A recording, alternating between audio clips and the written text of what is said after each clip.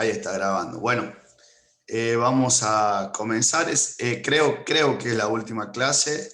Yo, antes de que tomen el examen parcial, ya habíamos visto la parte procesal, la parte recursiva, y la semana pasada la contadora Ewes le dio la parte de la seguridad social. El día jueves creo que tuvieron el recuperatorio, si mal no recuerdo. Ha sido un año muy difícil en pandemia, espero que hayan podido aprender.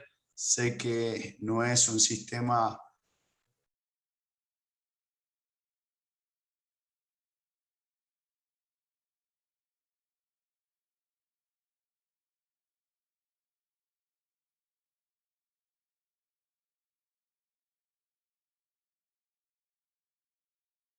se desconecta se desconecta la conexión. Voy a apagar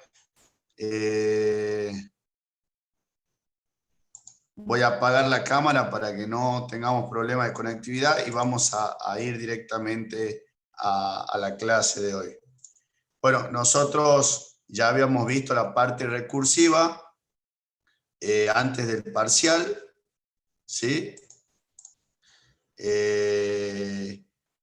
Y de esta forma logramos llegar. Quiero darles lo que es el Solvet RPET. Quiero saber si se escucha, ¿me están escuchando, chicos? A ver, alguno que prenda el audio, porque parece que estoy hablando solo. Sí, profesor. Bueno, apagué la cámara porque se me apaga la conectividad. Yo no tengo problema, pero se apaga la conectividad y se apaga la grabación, así que vamos a seguir la clase así, que es cortita, porque ya hemos visto todo. Voy a darle de nuevo la parte procesal para los que no la hayan podido ver. El jueves creo que se suben las regularidades. Y bueno, vamos a ir al Solvet RPET, que habíamos dicho que el Solvet RPET es una regla, algunos lo toman como un principio.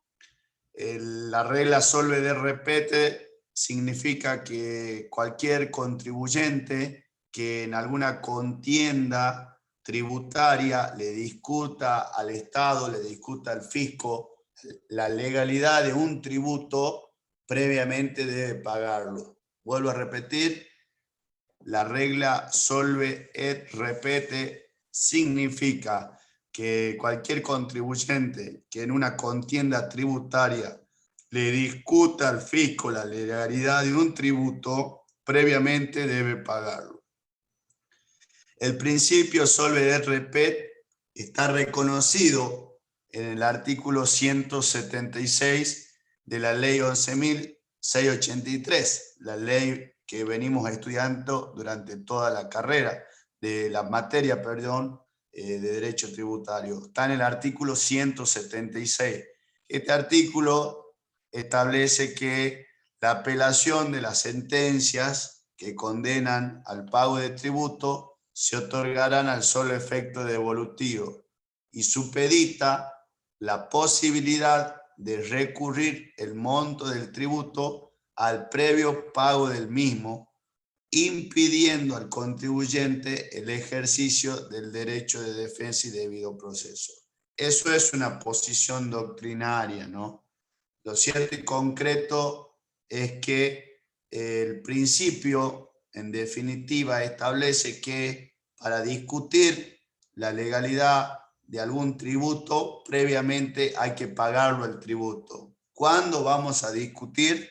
Cuando vamos con algún tipo de recurso, un recurso de reconsideración o un recurso de apelación o una demanda contenciosa o una demanda por repetición. Pague y después reclame. Eso quiere decir, ¿sí? El Solve RP se ha discutido en muchos casos si es o no es constitucional. ¿Por qué se plantea la inconstitucionalidad? Ustedes tienen que saber que la inconstitucionalidad de un artículo, la inconstitucionalidad de una norma, se puede plantear en cada caso en concreto. Es decir, si usted, señorita, usted, caballero que está escuchando, quiere plantear la inconstitucionalidad en su caso en concreto, lo puede hacer ante cualquier juez que entienda la causa, porque usted entiende que el principio que está alegando el fisco es inconstitucional porque violenta algunos de sus derechos primordiales, como por ejemplo el acceso a la justicia o el derecho a la propiedad privada. Entonces usted puede hacer un planteamiento. Los planteamientos de inconstitucionalidad se hacen en los casos concretos, salvo los casos excepcionales, que son las demandas colectivas de inconstitucionalidad o las acciones de inconstitucionalidad. El Pacto de San José de Costa Rica, ¿sí?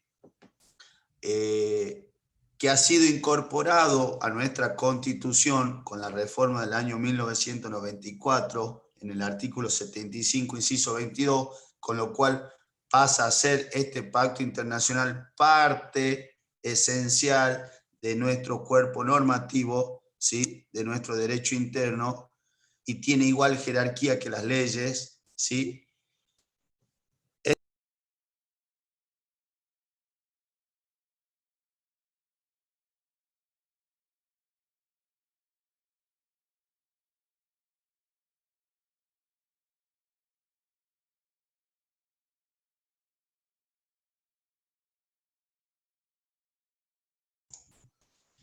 Consagra la garantía del debido proceso y la garantía de la defensa en juicio, el artículo 8 del Pacto de San José de Costa Rica.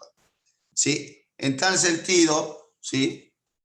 Que cuando hablamos del principio solve repet, podemos decir que el principio este es contrario a los principios consagrados en el artículo 8 del Pacto San José de Costa Rica, ¿sí?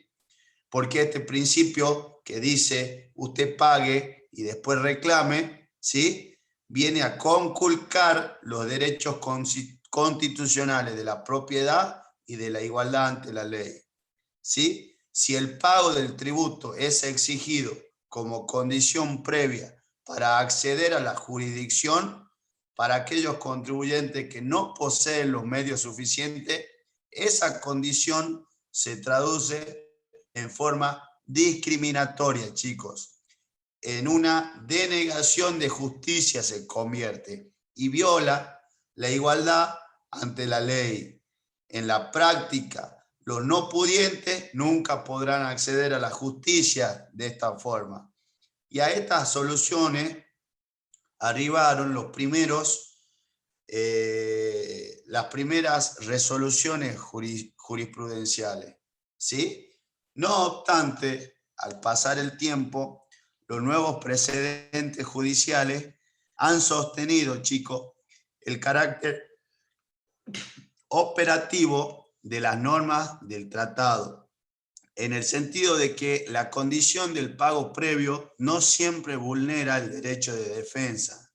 Si esa condición frustra el acceso a la vía judicial como consecuencia de la imposibilidad o incapacidad de pago, la norma del pacto resultan violadas. No obstante a lo expuesto, chicos, del pacto surge que la garantía que tiene cualquier persona para acceder ante un tribunal sin el pago previo y sin discriminación alguna. La Corte Suprema de Justicia de la Nación entendió que es suficiente una póliza de seguro de caución a los fines de dar cumplimiento con el requisito del pago previo llamado solve et repet. Entonces, de esa forma, va morigerando los planteos de inconstitucionalidad que existen por el principio del cual estamos hablando.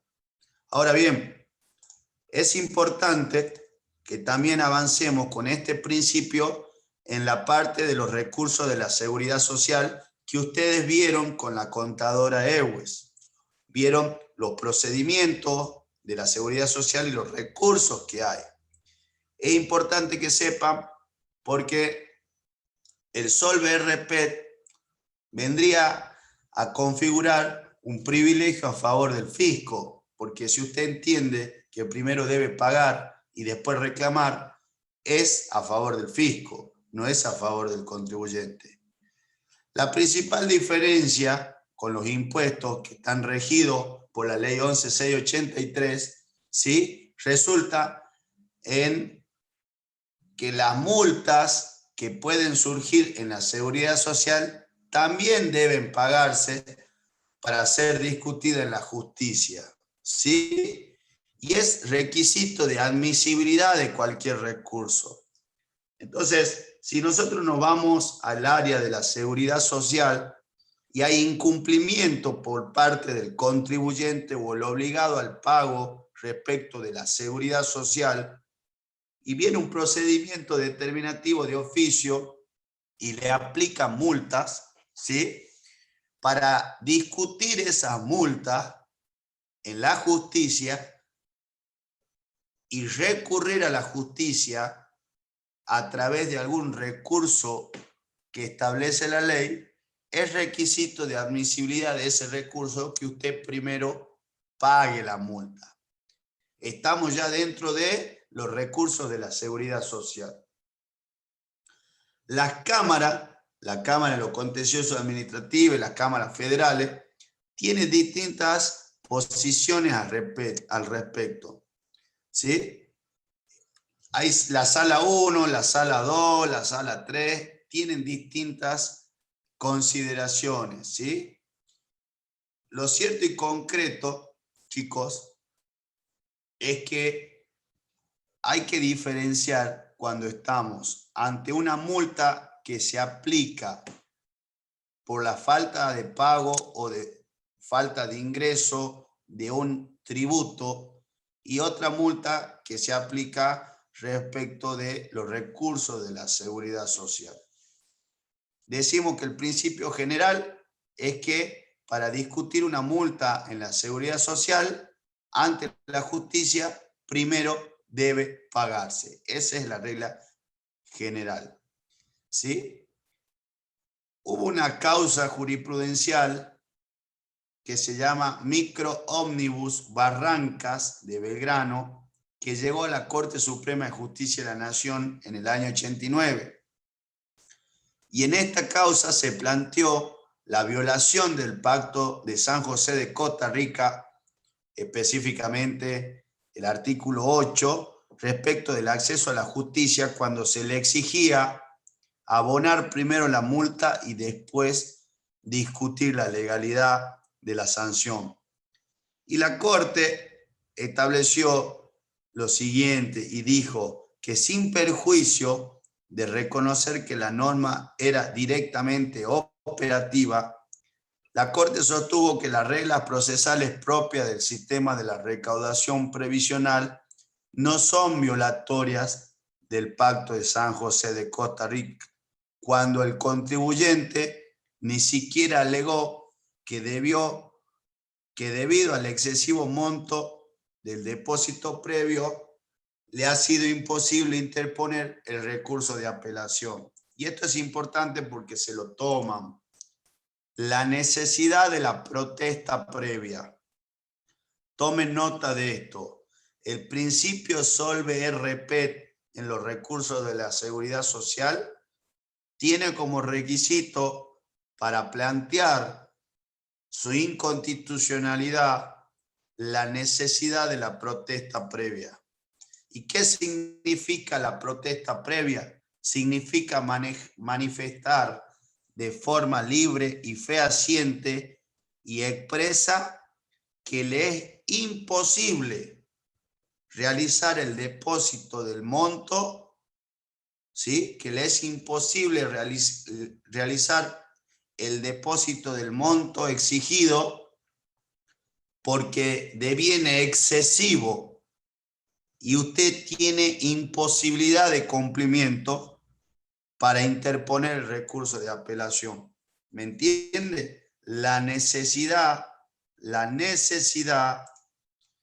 de la protesta previa. La protesta se va a basar en la imposibilidad de pago de la multa por ser excesiva por parte del contribuyente, que lo coloca en una imposibilidad de dar cumplimiento material a la multa, con lo cual esa imposibilidad económica le está poniendo un condicionamiento al interponer el recurso de apelación que, como regla general, puede ser declarado inadmisible al no haber pagado la multa previa que le ha impuesto el fisco. ¿Se entendió?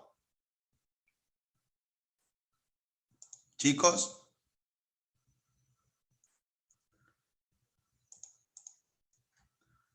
Por otro lado, tenemos casos que este principio, el solve de repet, en materia de recursos de la seguridad social,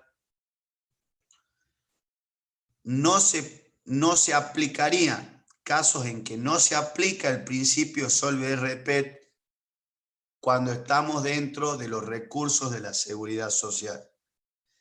Cuando existe una desproporcionada magnitud del monto con relación a la capacidad económica del apelante y esa falta comprobada e inculpable de los medios para afrontar dichas erogaciones existen, no se aplica el principio solve et repet.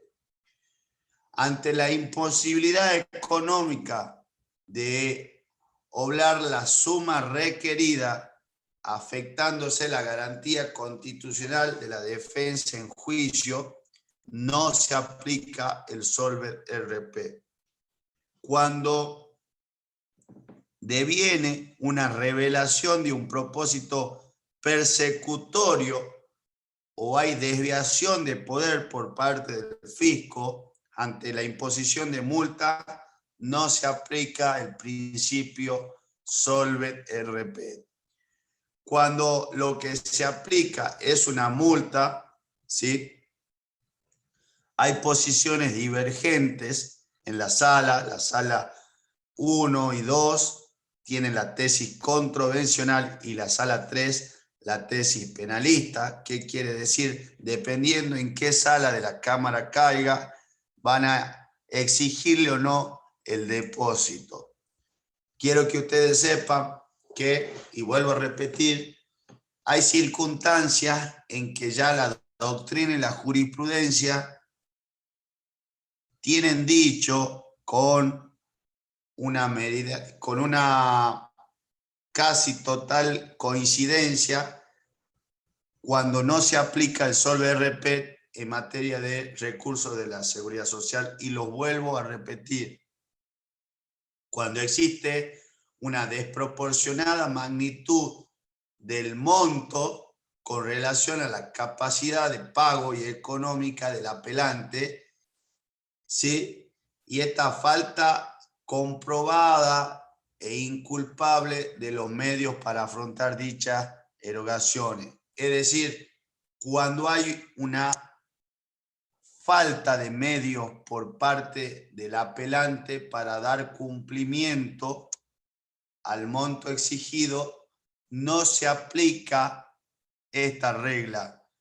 Pero para que obre la excepción esta, el apelante tiene la obligación de hacer la protesta previa y debe manifestarle al fisco y al tribunal la incapacidad de pago, corroborando esa situación fáctica, económica y jurídica para que el tribunal le acepte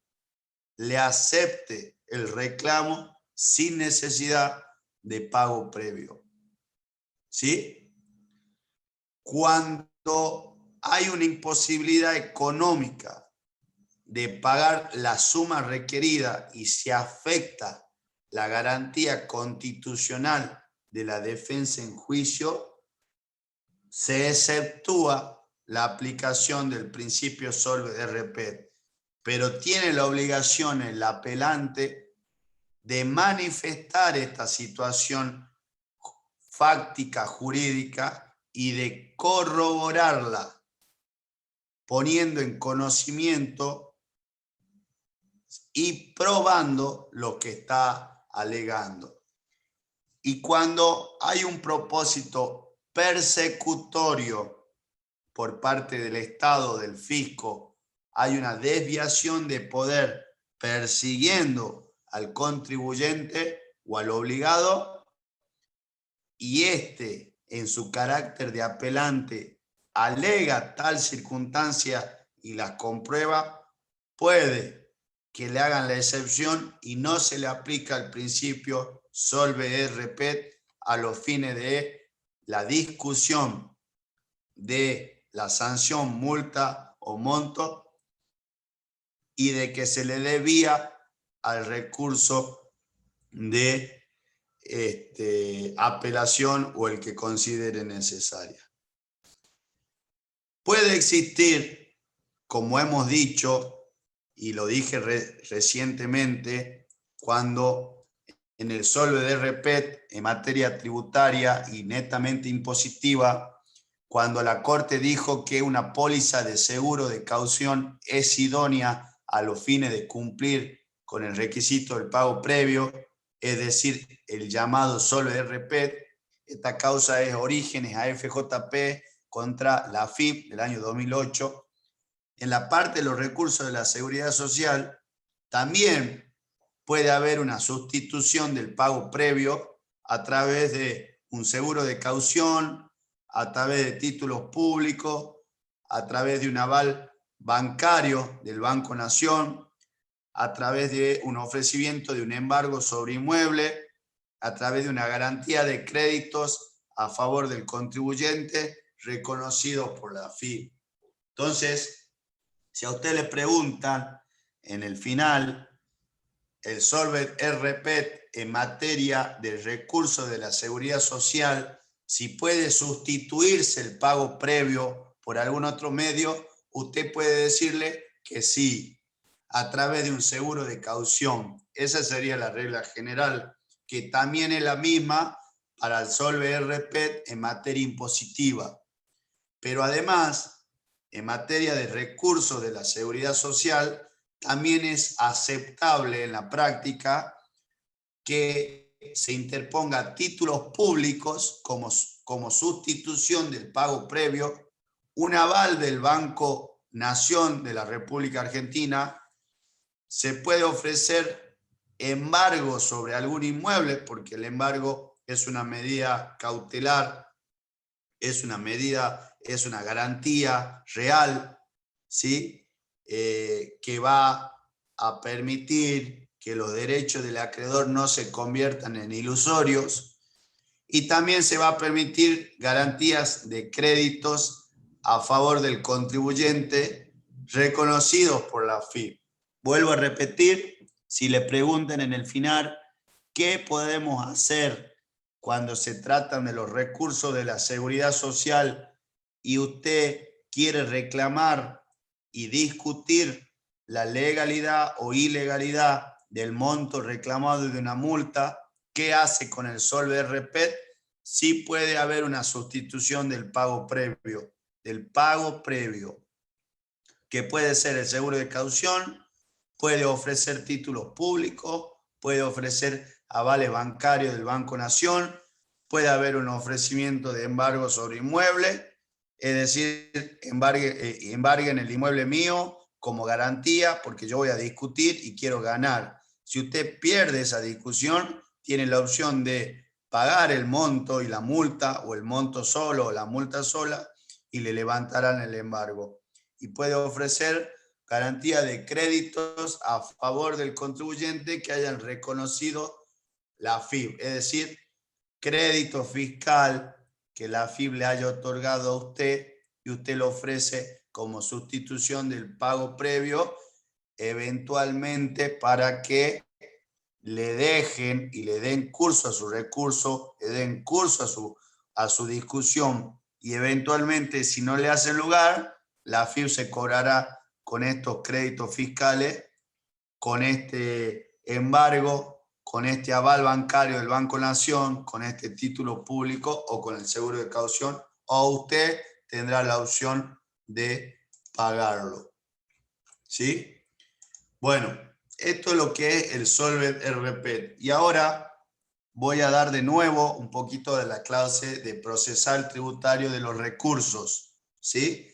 Recursos que vienen de la ley 11.683 y del decreto reglamentario 618, ¿sí?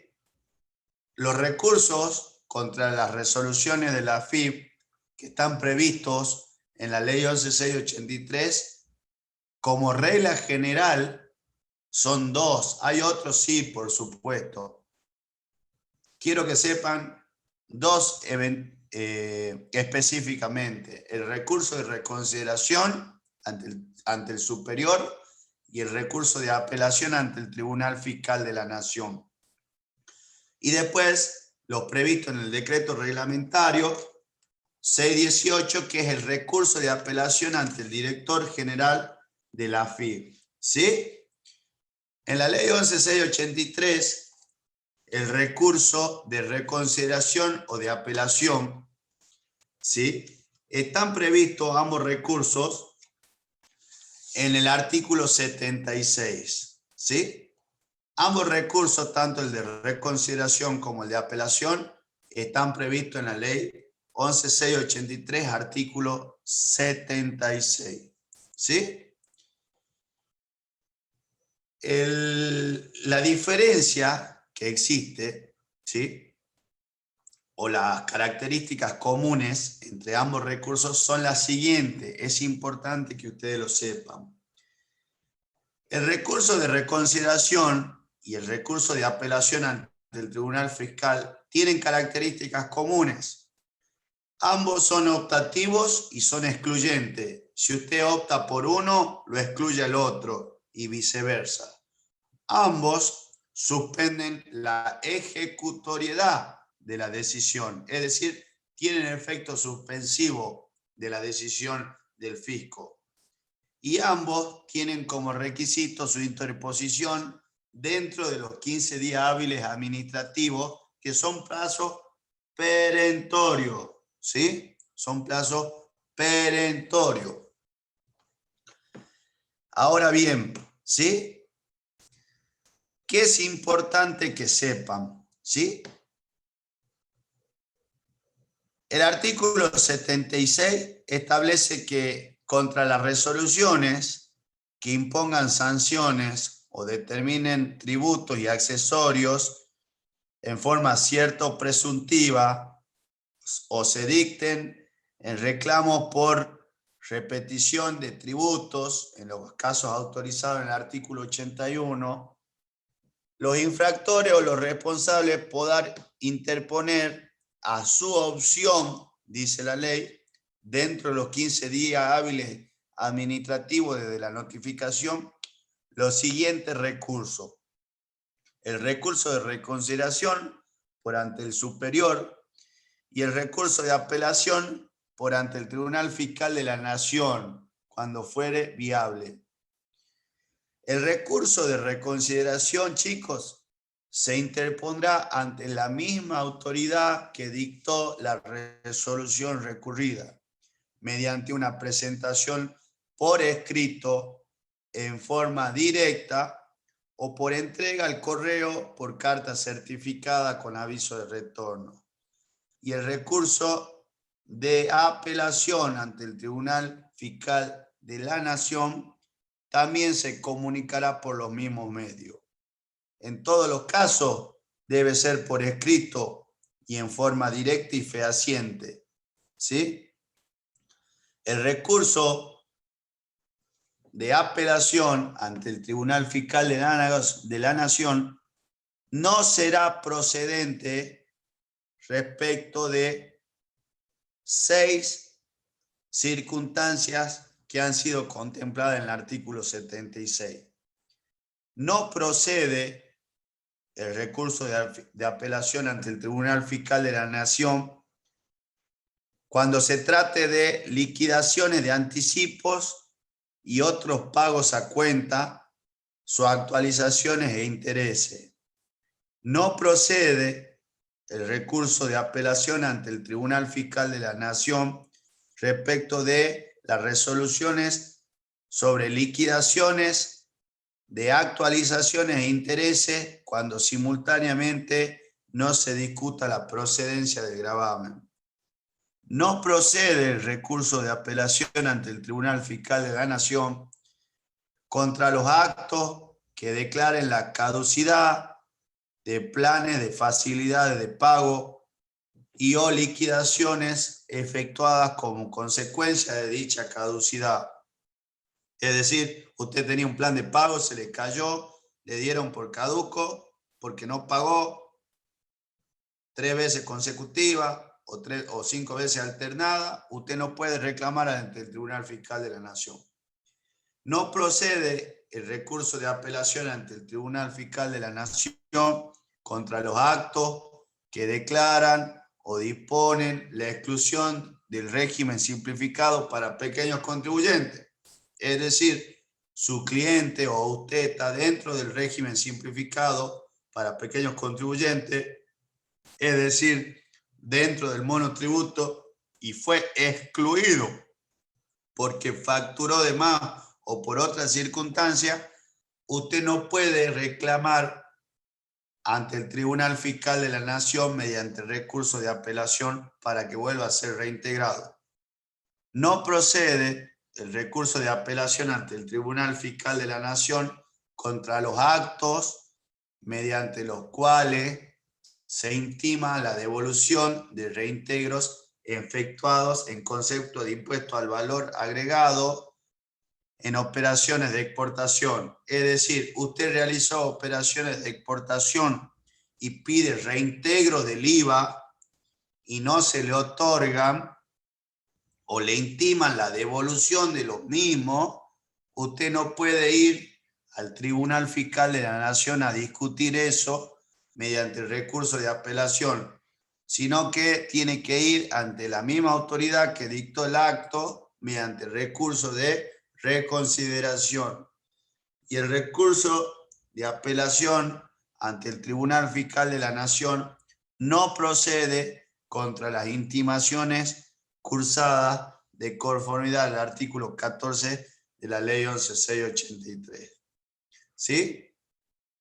Es importante que ustedes sepan estos recursos, ¿sí?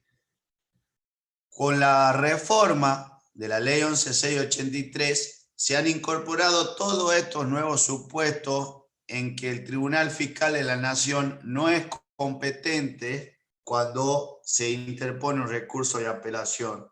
Y esto no es menor, porque cuando usted quiere discutir la legalidad o la arbitrariedad o la inconstitucionalidad o cualquier otra cosa que le perjudique, porque viene de la mano de una resolución del fisco, usted tiene que irse a un organismo que esté afuera de la AFIP, afuera de la administración, porque se puede entender que goza de mayor imparcialidad, porque es muy difícil que la misma autoridad que dictó el acto, aunque sea el superior, revierta la decisión del mismo organismo, por lo cual, como abogado que soy, le digo, nosotros intentamos siempre ir a otro organismo, afuera del organismo que dictó el acto, a otra institución para discutir la legalidad o ilegalidad del acto.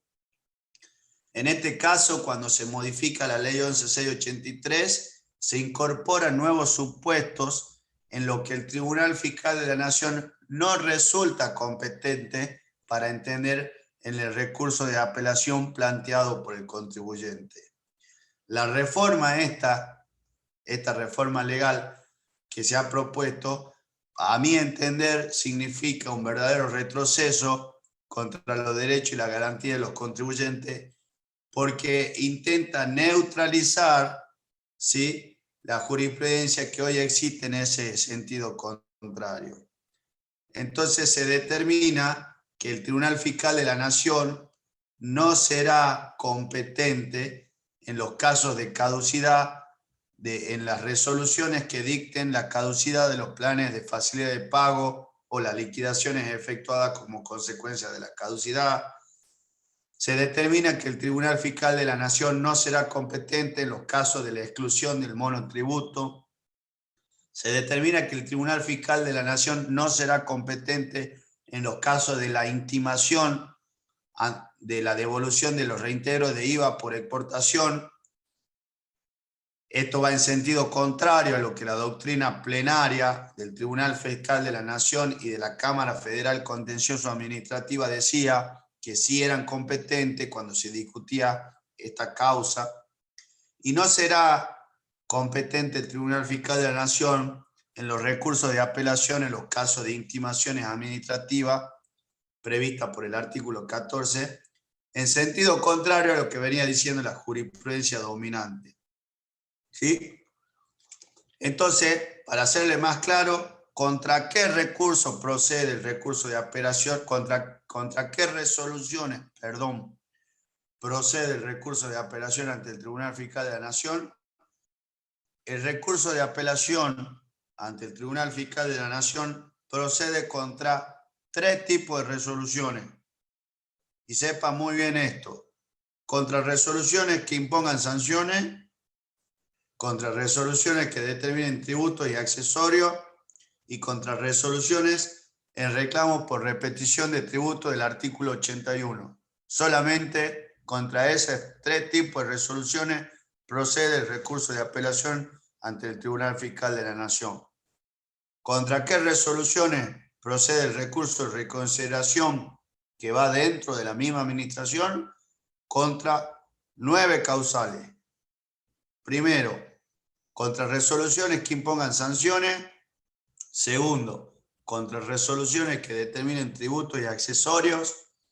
Tercero, contra resoluciones en reclamos por repetición de tributos del artículo 81. Estas 3 primeras coinciden con el recurso de reconsideración y con el recurso de apelación. Si estamos ante una resolución que imponga sanciones, o ante una resolución que determine tributos y accesorios, o ante una resolución en reclamos por repetición de tributo, usted puede optar por el recurso de reconsideración o por el recurso de apelación. Contra esas 3 resoluciones proceden cualquiera de los 2 recursos. Usted puede optar por uno y lo excluye al otro. Ambos tienen efecto suspensivo y ambos tienen que ser interpuestos en el plazo de 15 días hábiles administrativos de haber recibido la notificación. Entonces, coinciden en estas 3 primeras resoluciones ambos recursos, son optativos, pero el recurso de apelación ante el Tribunal Fiscal se agota en esos 3 tipos de resoluciones y no puede interponerlo en ninguna otra tipo de resolución. En cambio, el recurso de reconsideración tiene la posibilidad de interponerse ante esas 3 resoluciones y además ante la siguiente: ante liquidaciones de anticipo y pago a cuenta, ante liquidaciones de actualizaciones e intereses cuando no se discuta la procedencia del gravamen, ante actos que declaren la caducidad de planes de pago, ante actos que declaren y dispongan la exclusión del monotributo, ante actos que intimen la devolución de reintegros efectuados en concepto de IVA por operaciones de exportación y ante las intimaciones del artículo 14. Ahora bien, ¿sí? El recurso de apelación ante el Tribunal Fiscal de la Nación, que dijimos procede solo contra 3 tipos de resoluciones, y la vuelvo a repetir: resoluciones que impongan sanciones, resoluciones que determinen tributos y accesorios, y resoluciones en reclamo por repetición de tributo del artículo 81, ¿sí? Contra estas 3 tipos de resoluciones procede el recurso de apelación ante el Tribunal Fiscal de la Nación, ¿sí? La interposición de este recurso es dentro de los 15 días hábiles administrativos, ¿sí?, de recibido la notificación. ¿Estamos de acuerdo? Este recurso, que es el recurso de apelación ante el Tribunal Fiscal de la Nación, se va a resolver en otro ámbito, en otra institución distinta a la AFIP. Este recurso se debe interponer por escrito ante el propio Tribunal Fiscal de la Nación, ¿sí? Dentro de los 15 días hábiles administrativos de notificada la resolución administrativa, ¿sí? Esta circunstancia, chicos, debe ser comunicada por el contribuyente recurrente a la DGI o a la DGA dentro del mismo plazo y bajo apercibimiento de lo dispuesto por el artículo 39, que es una multa, ¿sí? Es decir, que usted se interpone el recurso de apelación ante el Tribunal Fiscal de la Nación dentro de los 15 días, como dice la ley, debe notificar a la AFIP que usted interpuso el recurso con copia de la recepción del recurso. No hace falta que usted notifique a la AFIP el contenido del recurso. Hace falta que notifique que ha interpuesto el recurso contra esa resolución ante el Tribunal Fiscal de la Nación, porque el Tribunal Fiscal de la Nación es un organismo aparte de la AFIP.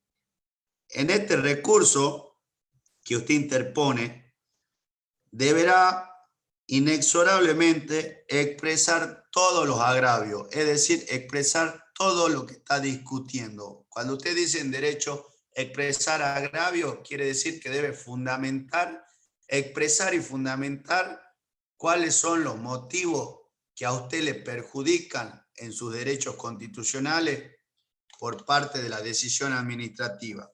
Debe expresar todos los agravios. Debe interponer u oponer excepciones, ¿sí? Que son las defensas.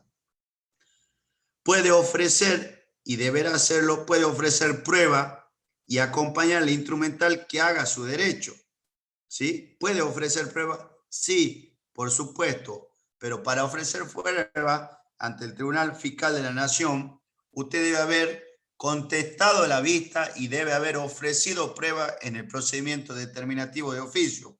¿Se acuerda cuando decían de la vista se correrá por 15 días, de las actuaciones se correrá vista por 15 días hábil y administrativo al obligado a los fines de que él ofrezca prueba y haga descargo? Usted cuando hace descargo y ofrece prueba, si no hizo descargo y si usted no ofreció prueba, posteriormente, cuando vaya al Tribunal de la Fiscal de la Nación, no podrá ofrecer prueba. Si lo hizo, sí podrá ofrecer prueba para que el Tribunal Fiscal de la Nación analice las pruebas que hacen a su derecho y tomen la decisión.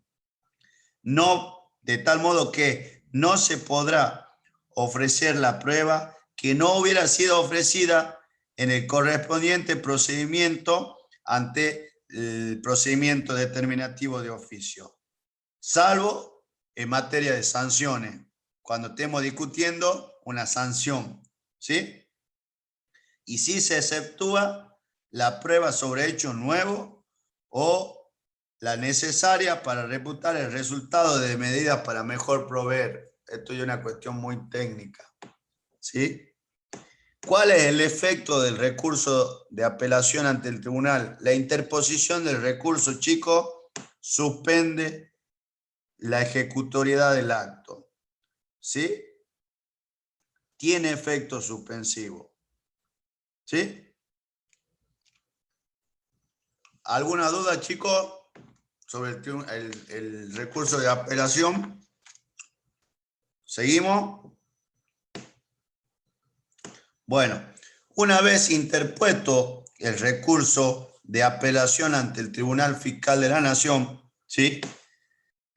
Una vez interpuesto en tiempo y forma, viene la parte que se llama traslado del recurso, ¿sí?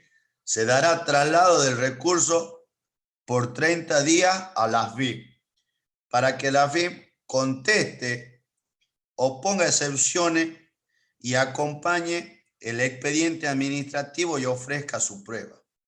Entonces, nosotros interponemos recurso de apelación ante el Tribunal Fiscal de la Nación, expresamos agravio, ofrecemos prueba y pedimos que se revoque la decisión de la AFIP porque es perjudicial para nosotros y nosotros tenemos la razón. El Tribunal Fiscal de la Nación recepciona en tiempo y forma el recurso, ¿sí? Lo provee y le corre traslado a la AFIP por el plazo de ¿cuánto? De 30 días. ¿Y qué tiene que hacer la AFIP en estos 30 días? Tiene que contestar, tiene que interponer defensa, que se dice oponer excepciones, y puede o no acompañar el expediente administrativo y ofrecer prueba para que el tribunal tenga todo en sus manos al momento de resolver. ¿Sí? Si no lo hiciere, ¿sí?, de oficio o a petición de una de las partes, ¿sí?, se puede hacer un nuevo emplazamiento a la AFIP para que lo conteste y se le da un término de 10 días más bajo apercibimiento de declararlo en rebeldía y de continuar la sustanciación de la causa. Es decir, fíjense cómo la normativa sigue siendo favorable a la AFIP, porque usted tiene pocas resoluciones con las cuales puede apelar ante el Tribunal Fiscal de la Nación. Solo 3. Una vez que usted apela, ¿sí?, le corren traslado a la AFIP para que conteste ese recurso, ofrezca prueba e inclusive puede ofrecer el expediente administrativo en prueba. Y tiene 30 días para hacerlo. Usted, en cambio, tiene solo 15 días para interponer el recurso y fundarlo. Cuando usted lo hizo, a la AFIP le dan 30 días. Y además, si en ese plazo de 30 días no lo contesta o no ofrece prueba, le pueden otorgar 10 días más. ¿Sí? Y además, el plazo establecido de 30 días, ¿sí?, puede ser prorrogable por conformidad de las partes, ¿sí?, por 30 días más. ¿Estamos? De esta forma, ¿sí?, usted puede, como apelante, oponer excepciones, ¿sí? Cualquiera de las partes, es decir, el apelante o la AFIP, podrán oponer como de previo y especial pronunciamiento distintas excepciones. ¿Qué quiere decir de previo y especial pronunciamiento? Quiere decir que antes de que se dicte sentencia, ¿sí?, pretende que se resuelva lo siguiente: la incompetencia, la falta de personería, la falta de legitimación en el recurrente o en la apelada, litipendencia, cosa juzgada, defecto legal, prescripción, nulidad. Puede oponerla tanto el apelante como la apelada, que es la AFIP. ¿Sí? Si no existe ninguna prueba a producir, porque ninguna de las partes propuso prueba, ¿sí?, directamente se eleva por uno de los vocales a la sala para dictar la sentencia. ¿Sí? Este procedimiento, chicos, ¿sí?, este procedimiento, que es netamente de derecho, se los explico para que ustedes tengan conocimiento, ¿sí?, para que tengan conocimiento cuando interponga un recurso de apelación ante el Tribunal Fiscal, cómo es la sustanciación del mismo, ¿sí? No es que usted solamente interpone el recurso de apelación por un escrito sencillo y va al Tribunal Fiscal de la Nación. ¿Estamos de acuerdo? Usted recibe la resolución determinativa de oficio de la deuda tributaria, decide interponer un recurso de apelación ante el Tribunal Fiscal de la Nación, tiene 15 días hábiles administrativos, lo hace ante el Tribunal Fiscal de la Nación, tiene la posibilidad de ofrecer pruebas o poner excepciones y va a ofrecer pruebas siempre y cuando la haya ofrecido durante el procedimiento determinativo de oficio cuando se le corrió la vista. Una vez que usted interpone el recurso con la manifestación de agravios, el ofrecimiento de pruebas y el ofrecimiento y la oposición de excepciones, la la sala, el Tribunal Fiscal de la Nación, le va a correr vista, lo va a notificar a la AFIP para que la AFIP conteste agrario y ofrezca prueba y puede ofrecer copia del expediente administrativo. Pero usted tiene una obligación administrativa una vez interpuesta el recurso de apelación ante el Tribunal Fiscal de la Nación. Y es la obligación de notificar a la AFIP que usted interpuso ese recurso. Pero usted no le va a correr, no le va a notificar a la AFIP de todo el recurso. Solamente va a poner en su conocimiento que ha interpuesto el recurso. Es una obligación. Y luego el Tribunal Fiscal de la Nación le va a correr vista a la AFIP para que conteste los agravios. ¿Se pueden producir pruebas? Sí, dentro del Tribunal Fiscal de la Nación. ¿Sí? ¿Se pueden interponer excepciones de previo y especial pronunciamiento? Sí, usted puede interponer como excepciones la incompetencia, la prescripción, la nulidad y la falta de personería, la falta de legitimación, la litipendencia y la cosa juzgada. Sí puede oponer esas excepciones, tanto usted como apelante como la AFIP, porque es un proceso que se abre dentro del Tribunal Fiscal de la Nación como si fuera un juicio.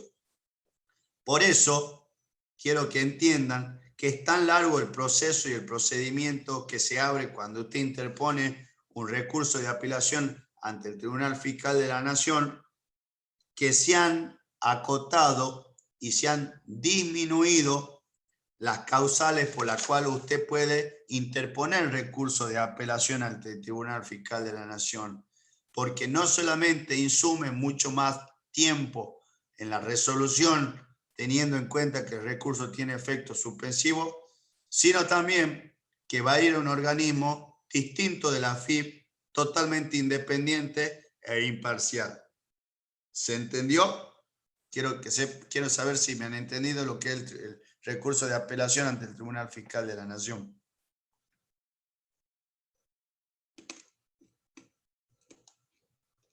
Bueno, chicos, con esto ya les he explicado lo que es el principio solve RPET, tanto en la ley 11683 como en los recursos de la seguridad social, y hemos ido a fondo con lo que faltaba, porque ya hemos hablado en las otras clases de todos los puntos de las bolillas sobre los recursos de reconsideración y el recurso de apelación ante el Tribunal Fiscal de la Nación. Hemos hecho una clase muy exhaustiva en lo que amerita el recurso de apelación ante el Tribunal Fiscal de la Nación. Quiero saber si le queda alguna duda. Ya creo que con esto damos por concluidas todas las clases. Nosotros antes del parcial nos hemos adelantado muchísimo y hemos visto todas las bolillas que nos correspondían, en lo que respecta al derecho procesal tributario, ¿sí?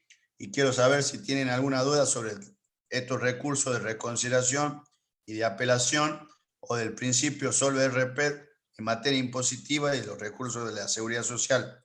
Por favor, estoy a disposición.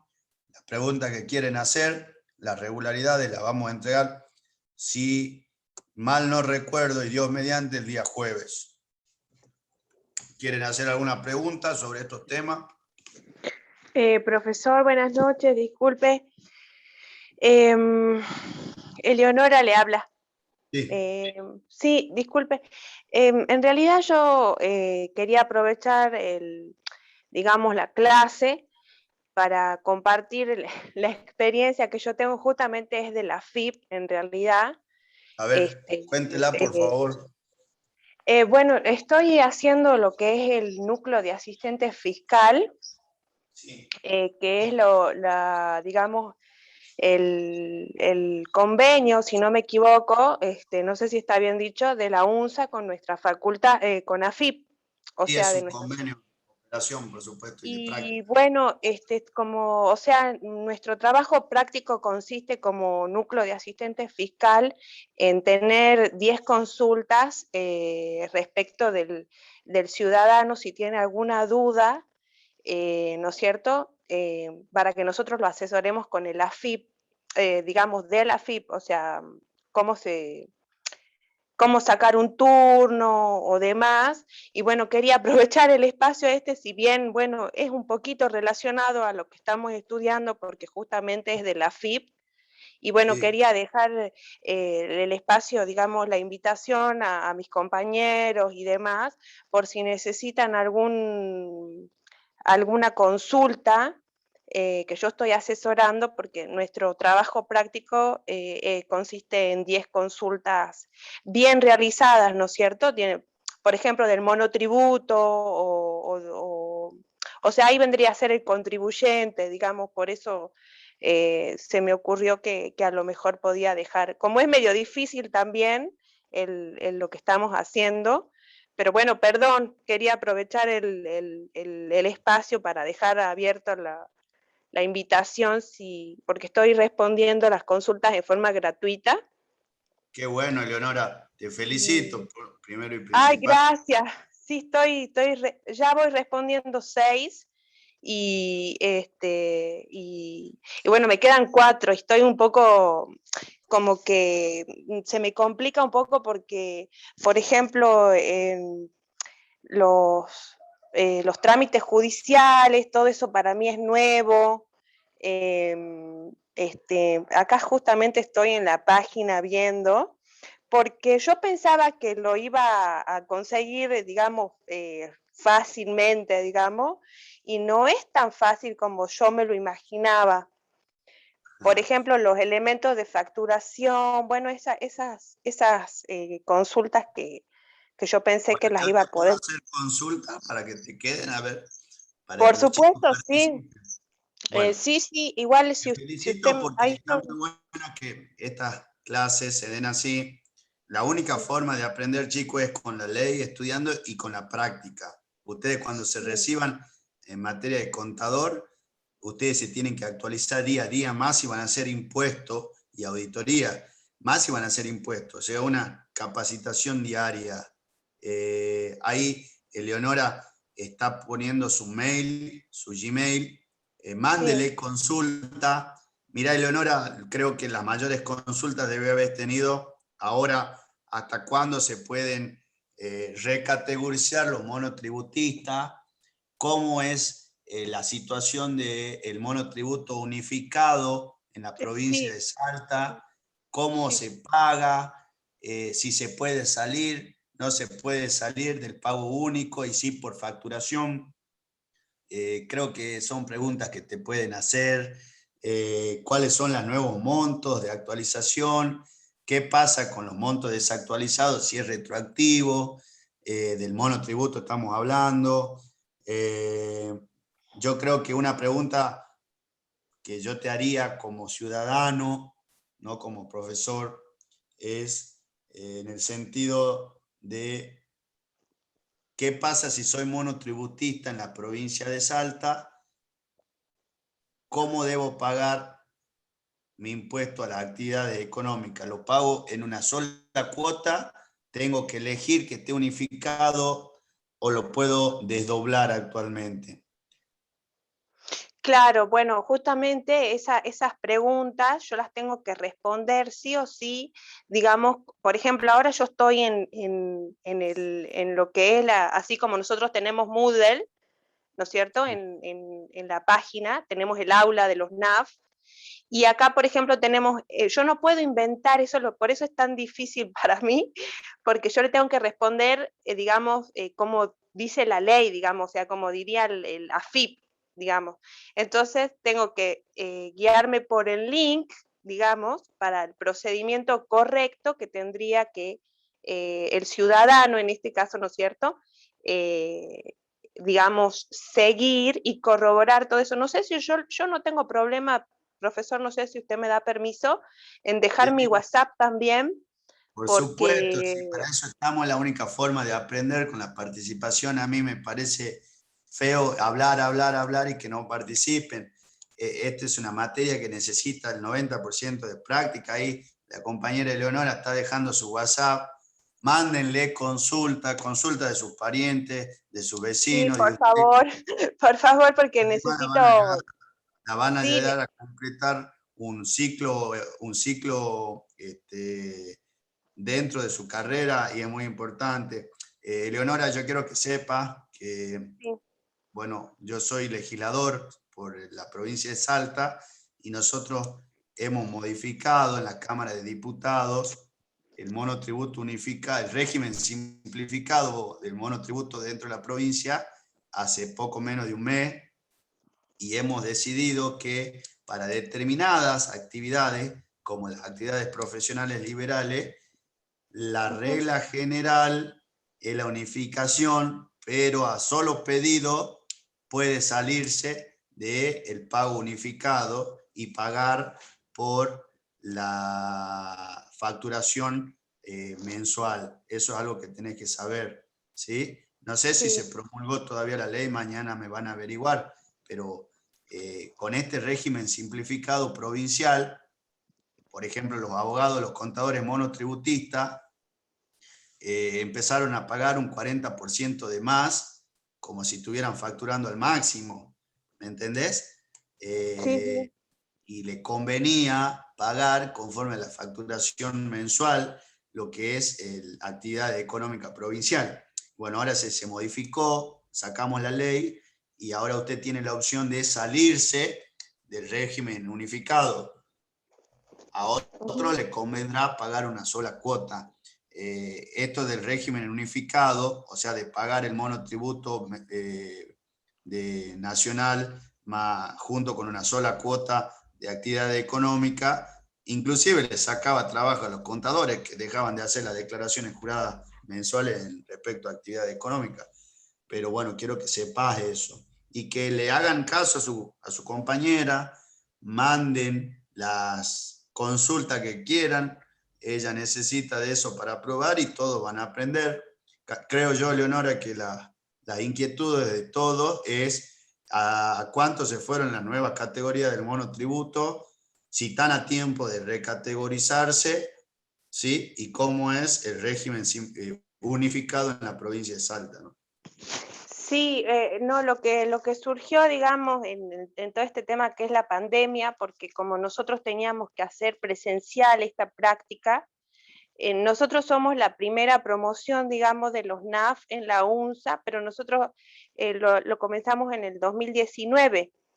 Sí. Y con todo este tema de la pandemia y del confinamiento y demás, el distanciamiento social y obligatorio, se había suspendido durante 2 años y nos contactaron por mail y por WhatsApp, porque tenemos también un grupo de WhatsApp, y ahí, bueno, nos dieron esta tarea que es todo por prácticamente online, prácticamente porque nosotros nos dijeron que a los amigos, a los compañeros, a los familiares, entonces, para poder asesorar. Y sí, justamente una duda que tenía un ciudadano fue por qué no se le...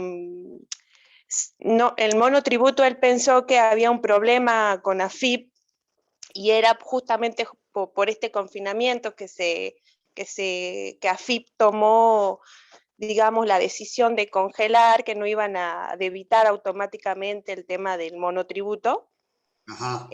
Pero sí, hubo un decreto, si no me equivoco, una resolución que sacó, que se puede buscar en internet. Actualmente, ahora no la tengo a mano, pero sí si uno no lo busca, o sea, hasta el 5 de agosto se iba a congelar el monotributo. Sí. O una cosa así, de mayo, junio, sí, desde mayo, junio, julio hasta el 5 de agosto. Esa fue la duda, digamos, más, digamos, claro, con el tema del confinamiento. Pero después, bueno, tuve otras dudas, por ejemplo, de que cómo sacar turno o el monotributo social.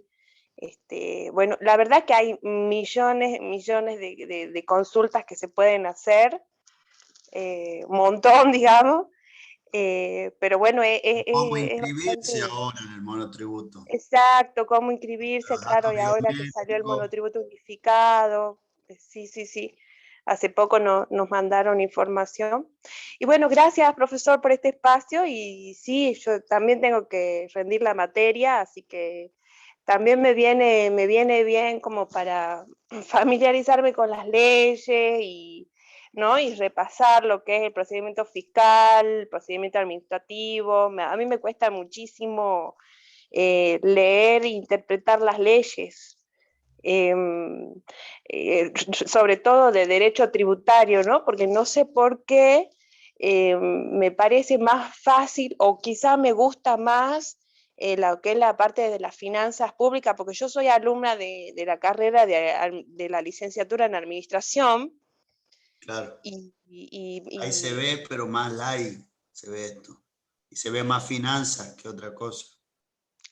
claro, se ve más finanzas en las primeras unidades, pero después las leyes con respecto a la FIP, con respecto a la responsabilidad de los administradores de empresa, responsable por deuda propia, responsable por deuda ajena y demás, los artículos sobre todo, ¿no? El artículo 5, el 6, el 8, y bueno, y después, si avanzamos un poco más en la materia, justamente lo que son las facultades, ¿no? De verificación y fiscalización de la FIP y de Sí. investigación y de reglamentación y demás.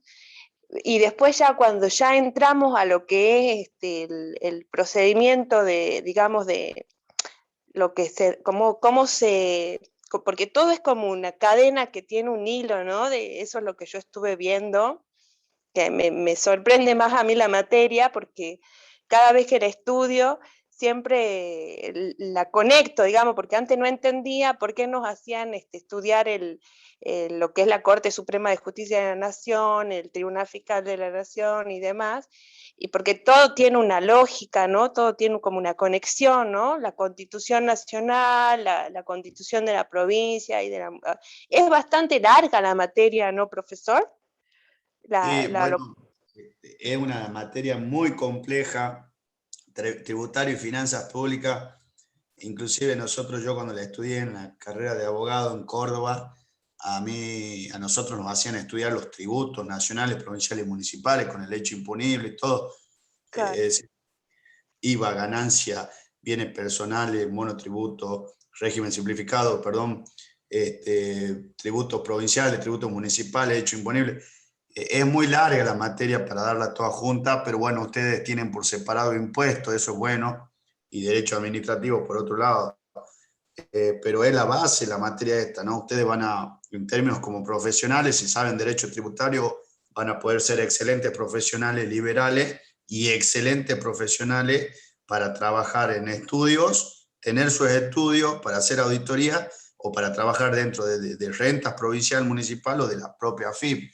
Todo es procedimiento esto. Estudiar esta materia es compleja porque hasta la ley tiene una redacción muy específica y compleja que a las propias abogadas y abogados les cuesta por su redacción. Entonces, yo trato de hacerlo más sencillo y de hacerle un análisis armónico e interrelacionado de los distintos artículos. Por eso es importante que presencien las clases, porque si van al artículo en concreto, va a ser realmente mucho más difícil. Así que espero que en estas clases que tuvieron conmigo y con todos los docentes les podamos haber dado acabada explicación de la materia. Estamos a disposición. Es muy bueno, Eleonora, que hayas participado y pongas a disposición de tus compañeras y de tu compañero consulta. Colaboren con su compañera Eleonora porque le está solicitando, lo necesita y a usted le va a tocar lo mismo. Y esta carrera, esta profesión de la cual ustedes se van a recibir dentro de poco, necesita necesariamente de la interacción, necesariamente del dinamismo y de la actualización diaria, ¿no? Le quiero agradecer por haber prestado atención, por haber participado, por haber presenciado todas las clases de manera virtual, que es muy tedioso. Muchos no tenemos internet, tenemos problemas de conectividad, o no tenemos computadora, o no tenemos teléfono. Y bueno, hacemos un esfuerzo entre todos para que en pandemia salgamos adelante. Nosotros queremos que ustedes se reciban y sean excelentes profesionales que cooperen con la sociedad, que es lo que más necesitamos ahora. Desearles los mayores de los éxitos, chicos. Algunos los vamos a tener en el final, otro más adelante, otro en otra materia, así que mandarle mucho cariño, éxito. El jueves damos las regularidades y ha sido un placer compartir con ustedes, ¿no? Bueno, gracias, profesor. Gracias por el espacio. Sí, igualmente yo con respecto, perdón, ¿no? Que retome el tema de lo que es derecho tributario, cualquier cosa se puede mandar dudas y demás a los mails, ¿verdad? Todo lo que quieran, yo estoy a disposición todo el año, así que no tengo ningún problema. Usted lo podría poner a su mail porque yo no lo tengo, yo tengo del profesor Ale y de la profesora Valeria Simensen. Ahí le Pero mando, no, a ver, se los dicto ahora, que acá lo tengo como... Es un Gmail. ¿Sí? Sí, usted lo va a dictar, a ver, ahí lo anoto. A ver, lo pongo en el chat. A ver, mi Sí, Gmail. ahí está. Gmail. Franco HB0103. Ahí está mi mail para cualquier consulta. Bueno, muchas gracias, profesor. Buenas noches. Gracias a vos. Bueno, chicos, a todos, muy buenas noches. Finalizado el dictado de clase. Estamos viéndonos pronto y muchas gracias por todo. A disposición tiene mi número de teléfono del grupo y mi mail. Que tengan muy buenas noches, chicos. Buenas noches.